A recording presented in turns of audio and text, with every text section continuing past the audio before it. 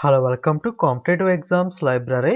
Video చూస్తున్న వాళ్ళు ఇంకా ఎవరైనా ఛానల్ సబ్స్క్రైబ్ చేయకుండా చూస్తుంటే కనుక తప్పకుండా ఛానల్ అయితే సబ్స్క్రైబ్ చేసుకుని ఫాలో అవ్వండి. సో ఎటువంటి జాబ్ అప్డేట్స్ కానీ ప్రిపరేషన్ వీడియోస్ కానీ మీరు మిస్ అవ్వకుండా అయితే చూడొచ్చు. ఈ వీడియోలో మనం ఎస్ఎస్సి జీడీ కానిస్టేబుల్ ఫిబ్రవరి 21వ తారీఖున జరిగిన అన్ని షిఫ్ట్స్లో మనకి memory based question and answers అలాగే రిలేటెడ్ ఇంపార్టెంట్ బిట్స్ అయితే డిస్కస్ చేద్దాం. నిన్న మొన్న మనం డిస్కస్ చేసిన రిలేటెడ్ బిట్స్ నుండి యాస్టీస్గా ఈ రోజు అయితే చాలా బిట్స్ కూడా రావడం అయితే జరిగింది. కాబట్టి ఎవరు కూడా ఈ రివ్యూ వీడియోస్ అనే వాటిని మిస్ అవ్వకుండా అయితే చూడండి. మనం రిలేటెడ్ బిట్స్తో కలిపి జెన్యూన్ క్వశ్చన్స్ అయితే గ్యాదర్ చేసి చెప్పడం అయితే జరుగుతుంది. అలాగే వీడియో చూస్తున్న ప్రతి వాళ్ళు వీడియోకి ఒక లైక్ చేసి మీ ఫ్రెండ్స్ అందరికీ కూడా షేర్ చేయండి. వీడియో ఎక్కువ మందికి రీచ్ అయితే ఇంకా ఎక్కువ మంది చూసినట్లయితే ఎగ్జామ్ రాస్తున్న వాళ్ళ క్వశ్చన్స్ మనకి ఇంకా ఎక్కువ గ్యాదర్ అయ్యి మనం ఇంకా వీడియో ఎఫిషియెంట్గా చేయడానికి అయితే హెల్ప్ఫుల్ అయితే అవుతుంది. ఎగ్జామ్ రాస్తున్న వాళ్ళు ఖచ్చితంగా ఎగ్జామ్ అయిపోయిన తర్వాత కాంపిటేటివ్ ఎగ్జామ్స్ లైబ్రరీ యూట్యూబ్ ఛానల్లో ఏదో ఒక వీడియో కింద క్వశ్చన్స్ కామెంట్ చేయండి. లేదా కాంపిటేటివ్ ఎగ్జామ్స్ లైబ్రరీ ఇన్స్టాగ్రామ్ పేజ్కి అయినా సరే మీరు క్వశ్చన్స్ సెండ్ చేయడం అయితే మర్చిపోకండి. ఆల్రెడీ ఫస్ట్ షిఫ్ట్లో క్వశ్చన్స్ సపరేట్ వీడియో చేశాను. ఆ వీడియోలో క్వశ్చన్స్ మళ్ళీ ఇందులో రిపీట్ చేయట్లేదు. ఆ వీడియో మీకు పైన ఐఎన్ఏ సింబల్ దగ్గర వదిలేస్తాను. అలాగే రీసెంట్ వీడియోస్లోకి వెళ్ళానా మీరు చెక్ చేయొచ్చు. ఆ వీడియో కూడా మిస్ అవ్వకుండా అయితే చూడండి. ఇక క్వశ్చన్స్లోకి వెళ్ళినట్లయితే 2011 జనాభా లెక్కల ప్రకారం అత్యధిక అక్షరాస్యత కలిగిన రాష్ట్రం ఏది అని అడిగారు. కేరళ రాష్ట్రం అయితే హైయెస్ట్ లిటరసీ రేట్ అయితే కలిగి ఉంది. మనకి అత్యధిక అక్షరాస్యత రేట్ హైయెస్ట్ లిటరసీ రేట్ అడిగితే కేరళ, సెకండ్ హైయెస్ట్ మిజోరాం, అత్యల్పం అడిగితే కనుక బీహార్ అయితే లోయెస్ట్ లిటరసీ రేట్ అయితే అవుతుంది. అలాగే వేరో షిఫ్ట్లో మనకి highest literacy rate union territory అత్యధిక అక్షరాస్యత కలిగిన కేంద్రపాలిత ప్రాంతం కూడా అడిగారు. లక్షద్వీప్. అత్యల్పం లోయెస్ట్ అడిగితే కనుక కేంద్రపాలిత ప్రాంతం యూనియన్ టెరిటరీలో దాద్రా నగర్ హవేలీ అయితే ఆన్సర్ అవుతుంది. స్టేట్లో highest Kerala, lowest Bihar, union టెరిటరీలో highest Lakshadweep, lowest Dadra Nagar Haveli. Okay, next ప్రాథమిక విధులు ఫండమెంటల్ డ్యూటీస్ ఎన్ని ఉన్నాయి అంటే కనుక మొత్తం 11 ఉన్నాయి. యాక్చువల్గా ఫస్ట్ 10 ఉండేవి, తర్వాత ఒకటి జత చేయడంతో టోటల్గా 11 అయితే అవ్వడం జరిగింది. ఫండమెంటల్ డ్యూటీస్ ప్రాథమిక విధులు అనేవి మనకి ఏ ఆర్టికల్ అంటే ఆర్టికల్ 51A. అలాగే మనకి 42వ రాజ్యాంగ సవరణ 42nd అమెండ్మెంట్ యాక్ట్ ద్వారా 1976వ సంవత్సరంలో 10 ఫండమెంటల్ డ్యూటీస్ 10 ప్రాథమిక విధులను అయితే మనకి యాడ్ చేశారు. 86వ రాజ్యాంగ సవరణ యాక్ట్ 2002 ద్వారా మరొక దాన్ని యాడ్ చేయడం అయితే జరిగింది. అంటే 86వ రాజ్యాంగ సవరణ ద్వారా యాడ్ చేసింది ఏంటి అంటే మనకి ఫ్రీ అండ్ కంపల్సరీ ఎడ్యుకేషన్. 6 నుండి 14 సంవత్సరాలు ఉన్న పిల్లలు ఎవరైతే ఉన్నారో వాళ్ళకి నిర్బంధ కంపల్సరీ ఫ్రీ ఎడ్యుకేషన్ని నిర్బంధంగా మనకి వాళ్ళకి కంపల్సరీ ఫ్రీ ఎడ్యుకేషన్ అయితే ప్రొవైడ్ చేయడం కోసం దీన్ని అయితే యాడ్ చేయడం అయితే జరిగింది. ఆల్రెడీ మనం మార్నింగ్ షిఫ్ట్లో కూడా డిస్కస్ చేసాం. అలాగే మనకి హార్న్బిల్ ఫెస్టివల్ హార్న్బిల్ పండుగ అనేది ఏ రాష్ట్రంలో జరుపుకుంటారో అని అడిగారు. నాగాలాండ్లో జరుపుకుంటారు. మీకు already Pakke Paga hornbill festival Arunachal Pradesh, hornbill Nagaland అని చెప్పి ప్రీవియస్ షిఫ్ట్ వీడియోస్లో కూడా చెప్పాను. అలాగే అయోలాంగ్, తులిని, ఎంషి, నాజు, మైమ్ కార్నర్ ఫెస్టివల్ కూడా నాగాలాండ్లో అయితే జరుపుకోవడం జరుగుతుంది. బట్ నాగాలాండ్ అనగానే ఎక్కువ సార్లు రిపీటెడ్గా ఈ హార్న్బిల్ ఫెస్టివల్ అడుగుతూ ఉంటాడు. అలాగే యంగ్ బెంగాల్ మూవ్మెంట్ రిలేటెడ్ ప్రశ్న అడిగారు. యంగ్ బెంగాల్ మూవ్మెంట్ ఎప్పుడు స్టార్ట్ అయిందంటే 1826. ఎవరు ఈ ఉద్యమాన్ని ప్రారంభించారు యంగ్ బెంగాల్ ఉద్యమం అంటే కనుక హెన్రీ లూయిస్ వివియన్ డోరోజియా చేత అయితే ఈ ఉద్యమం అయితే ప్రారంభించబడింది. Henry Louis Vivian Derozio. Okay, అలాగే మొట్టమొదటి ఫస్ట్ 5 ఇయర్ ప్లాన్ అనేది ఎప్పుడు అంటే 1951, 56లో అయితే మొట్టమొదటి పంచవర్ష ప్రణాళికను అయితే తీసుకొచ్చారు. ఈ మొట్టమొదటి పంచవర్ష ప్రణాళిక అనేది ఏ మోడల్ ప్రకారం ఉంటుందంటే హరాడ్ డోమర్ మోడల్ కింద అయితే ఉంటుంది. ఈ ఎగ్జామ్లో క్వశ్చన్ ఏమడిగారంటే రెండవ పంచవర్ష ప్రణాళిక అనేది ఏ మోడల్ బేస్ చేసుకుని ఉంటుంది లేదా దాన్ని ఏమని పిలుస్తారని అడిగారు. మహల్ నోబిస్ ప్లాన్ అని కూడా రెండవ పంచవర్ష ప్రణాళిక సెకండ్ 5 ఇయర్ ప్లాన్ అయితే పిలవడం జరుగుతుంది. సంవత్సరం అడిగితే 1956, 61. ఓకే, మొట్టమొదటి పంచవర్ష ప్రణాళిక 1951, 56లో ప్రారంభించారు. దీన్ని వచ్చేసరికి మనకి హరోల్డ్ డోమర్ మోడల్ ఆధారంగా అయితే మనకి చెప్పడం అయితే జరుగుతుంది. ఇది ఎక్కువగా ప్రాథమిక రంగం మనకి ప్రైమరీ సెక్టార్ మీద అయితే మనకి కాన్సన్ట్రేట్ చేయడం అయితే జరిగింది. అలాగే రెండవ పంచవర్ష ప్రణాళిక అనేది మహల్ నోబిస్ ప్రణాళిక మనకి బేస్ చేసుకుని అయితే తీసుకొచ్చారు. 56, 61 మధ్యలో అయితే దీన్ని అయితే అమలు చేయడం అయితే జరిగింది.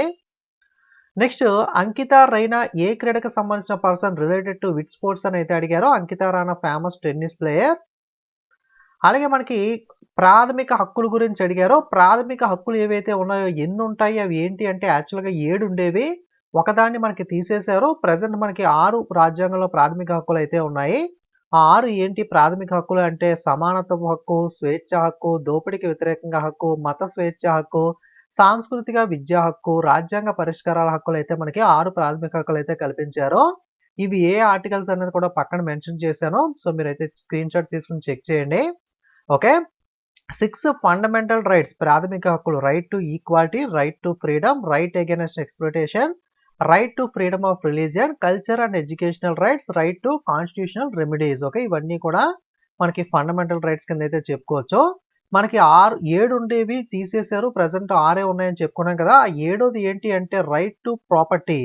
ఓకే. 44th అమెండ్మెంట్ యాక్ట్ ద్వారా ఈ రైట్ టు ప్రాపర్టీ అనే దాన్ని ఫండమెంటల్ రైట్స్ లో అయితే తీసేసి లీగల్ రైట్స్ కింద అయితే చేయడం అయితే జరిగింది. Okay. Right to property fundamental rights నుండి ఏది తీసేశారు అంటే కనుక రైట్ టు ప్రాపర్టీ, మనకి ఆస్తిని కలిగి ఉండడాన్ని అయితే తీసివేయడం అయితే జరిగింది.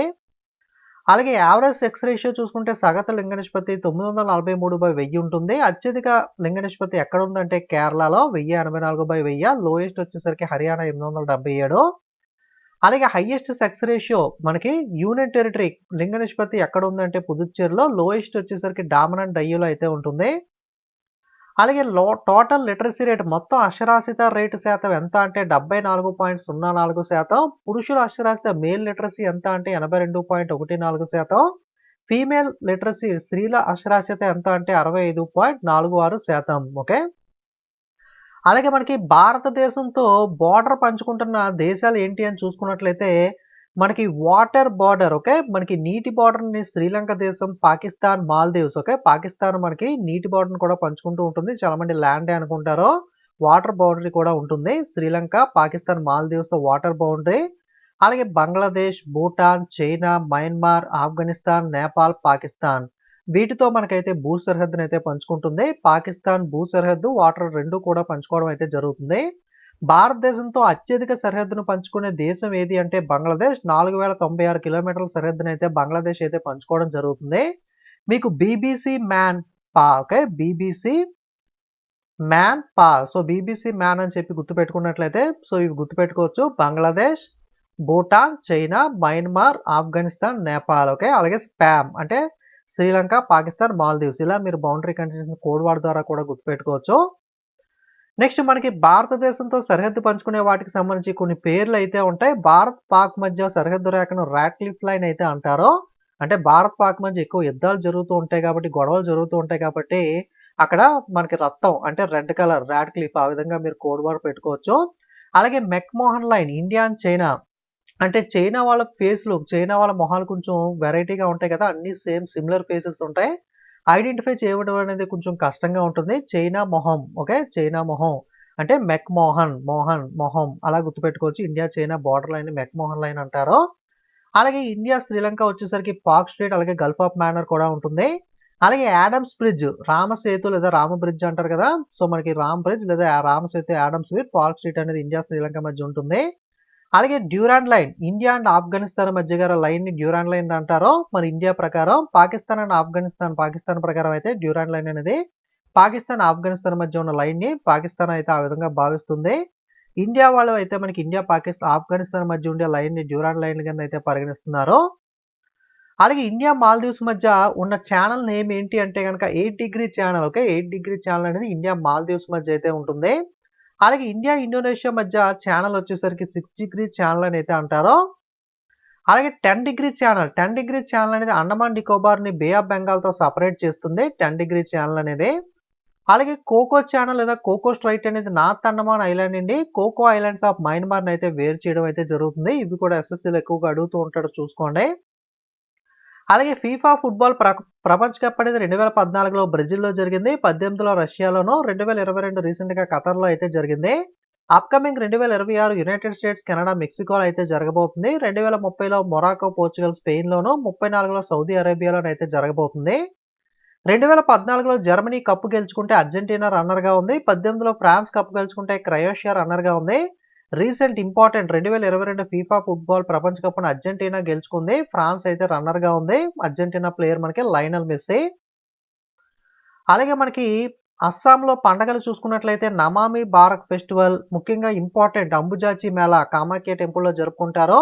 డ్విజింగ్ festival, Kati Bihu festival, Dehing Patkai, Majuli festival Majuli river island లో జరుపుకుంటారు.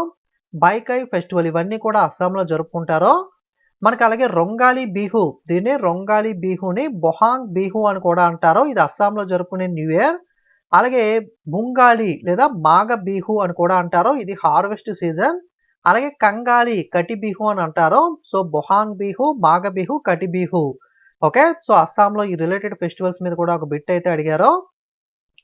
అలాగే మనకి ఎమర్జెన్సీ ఆర్టికల్ 352 జాతీయ అత్యవసర పరిస్థితి, ఆర్టికల్ 356 రాష్ట్ర అత్యవసర పరిస్థితి లేదా రాష్ట్రపతి పాలన అంటారు. ఆర్టికల్ 360 ఆర్థిక అత్యవసర పరిస్థితి అనేవి ఉంటాయి కదా!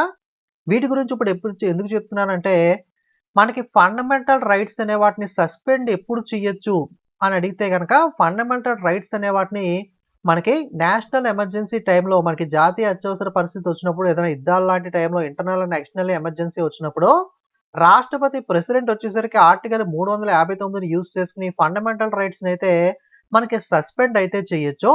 కాకపోతే ఫండమెంటల్ రైట్స్‌లో వేటిని ఏ ఆర్టికల్స్‌ని మనకి సస్పెండ్ చేయడానికి వీలు లేదు అంటే ఆర్టికల్ 20, ఆర్టికల్ 21నైతే సస్పెండ్ చేయడానికైతే వీలు లేదు. మిగతా ఫండమెంటల్ రైట్స్‌ని అయితే మనకి రాష్ట్రపతి ఇంటర్నల్, ఎక్స్టర్నల్ ఎమర్జెన్సీ జాతీయ అత్యవసర పరిస్థితి ఏదైనా యుద్ధాలు లాంటి సమయాల్లో అయితే గనక రద్దు చేసే అధికారం అయితే రాష్ట్రపతికి ఉంది గానీ, ఆర్టికల్ 20, 21 మాత్రం రద్దు చేసే అవకాశం అయితే లేదు ఎటువంటి పరిస్థితిలోనూ కూడా. ఈ ఆర్టికల్ 20 అనేది నేరాలకు సంబంధించి, శిక్షకు సంబంధించిన రక్షణ కల్పిస్తుంది. 21 అనేది జీవించే హక్కు, జీవించే మరియు వ్యక్తిగత స్వేచ్ఛకు సంబంధించిన రక్షణనైతే కల్పిస్తుంది. ఓకే.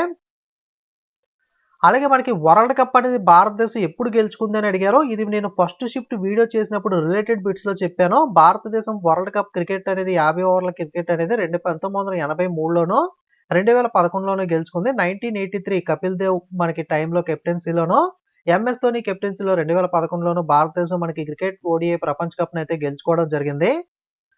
నెక్స్ట్ ఐపీఎల్ సీజన్ అనేది మొట్టమొదటిగా ఎప్పుడు ప్రారంభించారని అడిగారు. 2008లో ప్రారంభించారు. ఈ 2008లో ప్రారంభించినప్పుడు రాజస్థాన్ రాయల్స్ టీమ్ అయితే కప్పునైతే గెలుచుకుంది. తర్వాత 2009లో డెక్కన్ చార్జర్స్ 10, 11 అలాగే 2018, 2021, 2023లో చెన్నై సూపర్ కింగ్స్ అయితే మనకి 5 సార్లు కప్పు గెలుచుకుంది. 12లో కోల్కతా, 13లో ముంబై, 14లో కోల్కతా, 15లో ముంబై, 16లో సన్ రైజర్స్, 17 ముంబై, 19, 20 ముంబై, 2022లో గుజరాత్ టైటన్స్ అయితే కప్పునైతే గెలుచుకోవడం జరిగింది. అత్యధిక సార్లు ఏ టీమ్ గెలుచుకుంది అంటే ముంబై ఇండియన్స్ 5 సార్లు, చెన్నై సూపర్ కింగ్స్ 5 సార్లు గెలుచుకోవడం అయితే జరిగింది. ముంబై 13, 15, 17, 19 ఆడ్ ఇయర్స్‌లో గెలుచుకుంది. ఎక్స్‌ట్రాగా 2020. చెన్నై 10, 11, 18, 21, 23లో అయితే గెలుచుకోవడం జరిగింది. సో, రీసెంట్‌గా కూడా చెన్నై అయితే గెలుచుకోవడం జరిగింది. అలాగే పార్లమెంట్ రిలేటెడ్ ఆర్టికల్ ప్రశ్న అడిగారు. ఆర్టికల్ 79 అనేది పార్లమెంట్ రాజ్యాంగం గురించి అయితే చెప్తుంది. అలాగే కాన్స్టిట్యూషన్ ఆఫ్ పార్లమెంట్ అనేది 79 అయితే, composition of council of states అనేది 80, composition of house of people 81, readjustment after each Sensex 82, duration of house అనేది 83, క్వాలిఫికేషన్ అనేది మనకి 84 ఆర్టికల్ అయితే చెప్తుంది. ఇవన్నీ పార్లమెంట్ రిలేటెడ్ ఆర్టికల్స్ మనకి. అలాగే లావణి నృత్యం అనేది ఏ రాష్ట్రానికి సంబంధించిందని అడిగారు. మహారాష్ట్ర. అలాగే డప్పుతో చేసే నృత్యం అనేది మహారాష్ట్రలో ఏ నృత్యానికి సంబంధించిందని క్వశ్చన్ అడిగారు. మనకి లావణి, తమాషా, పౌదాస్ డాన్స్, కోలీ డాన్స్, లెజిమ్, నకాటా, దహికాల ఇవన్నీ కూడా మహారాష్ట్ర రాష్ట్రానికి సంబంధించిన నృత్యాలు. సో, ఇది మనకి ఇప్పటిదాకా మనకి గ్యాదర్ అయిన క్వెషన్స్ అనేవి. ఇంకేదైనా క్వెషన్స్ మిస్ అయితే కింద కామెంట్ చేయండి. అలాగే ఎగ్జామ్ రాస్తున్న వాళ్ళు ఎట్టి పరిస్థితుల్లోనూ మిస్ అవ్వకుండా మన ఛానల్ కింద కామెంట్ చేయడం గాని, ఇన్‌స్టాగ్రామ్‌లో నాకు సెండ్ చేయడం గాని చేయండి.